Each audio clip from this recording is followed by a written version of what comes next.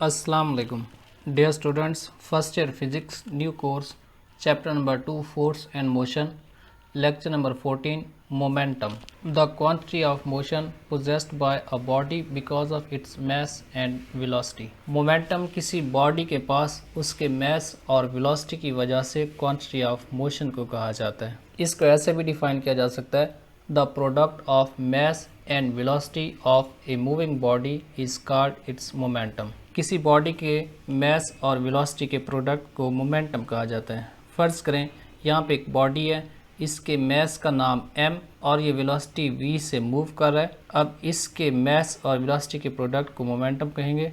इसका मोमेंटम बनेगा p vector equals m v vector, जिसमें m is the mass and v is its velocity. क्योंकि velocity एक vector quantity है, लिहाजा मोमेंटम भी एक वेक्टर क्वांटिटी है। v is a vector quantity, momentum is also a vector quantity having direction same as that of velocity. क्योंकि velocity एक vector quantity है, इसीलिए मोमेंटम भी एक वेक्टर क्वांटिटी है और velocity की डायरेक्शन और मोमेंटम दोनों की डायरेक्शन सेम होती है। उसके बाद यूनिट्स, क्योंकि मोमेंटम का फार्मूला है p इक्वल्स एम वी, मैस का यूनिट होता है किलोग्राम, वेलोसिटी का यूनिट होता है मीटर पर सेकंड। ये पुट करेंगे तो मोमेंटम का यूनिट बनेगा kilogram metre per second. Momentum के physical meaning, when two bodies of same masses are moving with different velocities then it is difficult to stop faster one. जब दो bodies जिनके message same हों, फर्ज करें यहाँ पे दो बॉडीज हैं, इसका मैस m1 और दूसरे का मैस m2, दोनों एक दूसरे के बराबर हैं, m1 इक्वल है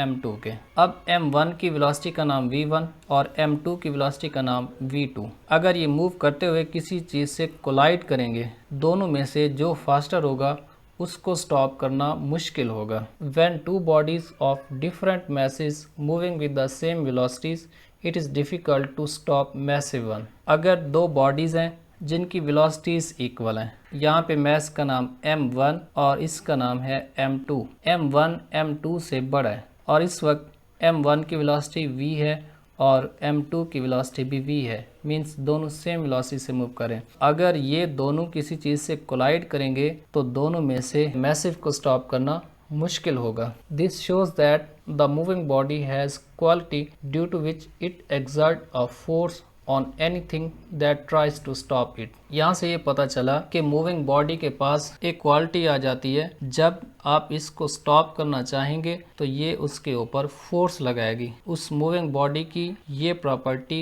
मोमेंटम कहलाती है। Momentum and Newton second law of motion, consider a body moving with initial velocity vi, a force is applied on it for time t and its velocity changes to vf। फर्ज करें यहाँ पे एक mess m move कर रहा था initial velocity vi से, इसके ऊपर एक फोर्स अप्लाई हुई और फोर्स की वजह से इसकी वेलोसिटी चेंज होके vf बन गई। क्योंकि वेलोसिटी में चेंज आया, न्यूटन सेकंड लॉ, जब भी किसी ऑब्जेक्ट पे फोर्स लगती है उसमें एक्सलेरेशन आता है। एक्सलेरेशन कब आता है? जब वेलोसिटी चेंज होती है। तो इस एक्सलेरेशन को हम फाइंड कर सकते हैं by the formula a equals V F minus V I divided by T, जिसमें वी एफ फाइनल वेलोसिटी है, वी आई इनिशियल वेलोसिटी है। न्यूटन सेकंड लॉ के according f equals M A, acceleration की value अगर यहाँ पे put करेंगे तो ये बन जाएगा f equals M V F minus V I divided by T. इस m को यहाँ पे मल्टीप्लाई करेंगे तो ये बनेगा f equals M V F minus M V I divided by T. क्योंकि एम वी मोमेंटम का फार्मूला है,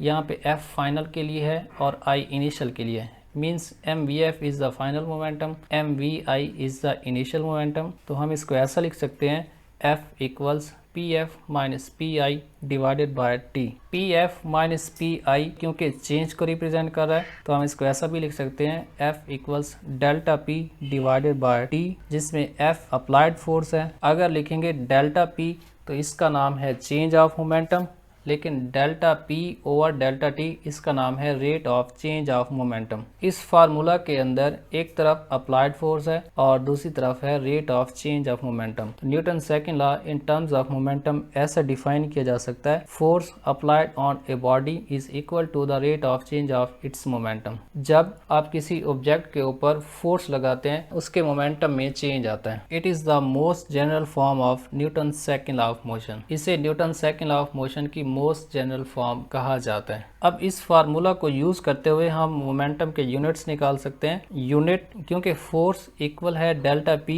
ओवर T, यहाँ से डेल्टा P बनेगा F क्रॉस T। अब फोर्स का यूनिट न्यूटन, टाइम का यूनिट सेकंड, तो डेल्टा P यानी मोमेंटम का यूनिट बनेगा न्यूटन सेकंड। इससे पहले हमने पढ़ा था न्यूटन का unit P equals kilogram metre per second. Newton second भी मोमेंटम का यूनिट है और किलोग्राम मीटर पर सेकंड भी मोमेंटम का यूनिट है। उसके बाद है impulse. When a force acts on a body for very short interval of time then the product of average force and time interval is called impulse. जब भी किसी object के ऊपर फोर्स अप्लाई होती है for very short interval of time, तो उस वक्त फोर्स और टाइम इंटरवल के प्रोडक्ट को इम्पल्स कहा जाता है। मिसाल के तौर पे यहाँ पे एक फुटबॉल प्लेयर है और ये फुटबॉल को जिस वक्त हिट करता है, फुटबॉल आई और इसने पाँव से हिट किया, इस हिट का ड्यूरेशन बिल्कुल स्मॉल टाइम का होता है, 1 सेकंड से भी बहुत कम। जब बॉल इस प्लेयर के पास आ रही थी, बॉल का मैस भी है और मूव करके आ रही थी, तो इसके पास वेलोसिटी भी है।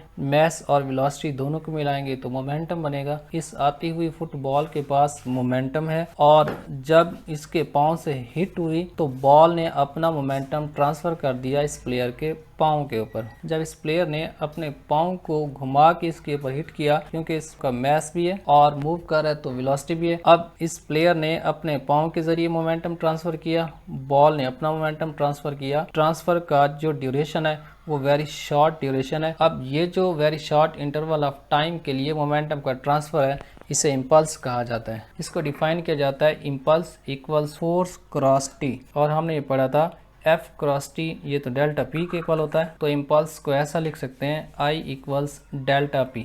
डेल्टा P क्योंकि चेंज ऑफ मोमेंटम है, ये ऐसा भी लिखा जा सकता है I equals PF minus PI। एक तरफ इम्पल्स और दूसरी तरफ है चेंज ऑफ मोमेंटम। इस फार्मूला से हम इम्पल्स को ऐसा भी डिफाइन कर सकते हैं, द चेंज और transfer of momentum from one body to another for a very short interval of time is called impulse. ये था हमारा आज का लेक्चर 14। नेक्स्ट लेक्चर 15 है law of conservation of momentum. The gravity sphere के platform से हमने फर्स्ट ईयर क्लासेस का आगाज़ किया है। अगर आप हमारे प्लेटफॉर्म से लर्न करना चाहते हैं तो हमारी वेबसाइट का लिंक है, आप यहाँ से इनरोल कर सकते हैं।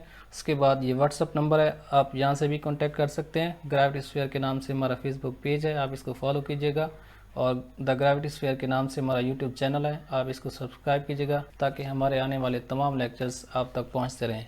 थैंक यू, अल्लाह हाफिज़।